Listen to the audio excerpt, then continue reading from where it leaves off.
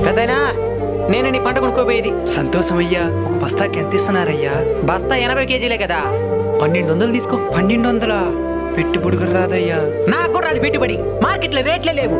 అసలు దీన్ని కొనుక్కుని ఏం చేసుకోవాలో నాకే తెలియా. మీరు నష్టపోతారనుకుంటున్నాను నేను. ఇచ్చేడుకుంటే లేదంటే నీ ధాన్యం ఇక్కడే ఉంటుంది. మిగతా వాళ్ళందరితో తీసుకుని పోతా ఉంటా. అయ్యా అంత పని చేయొద్దండి అయ్యా. ఇస్తాను తీసుకోండి. ఈ టైంలో ఎవరు ఫోనా?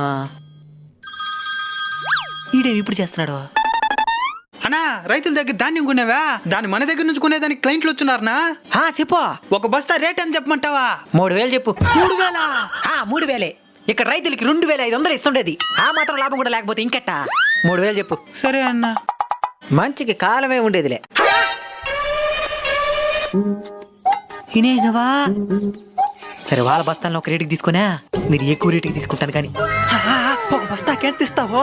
వాళ్ళందరికి 1200 కదా. నువ్వు 1200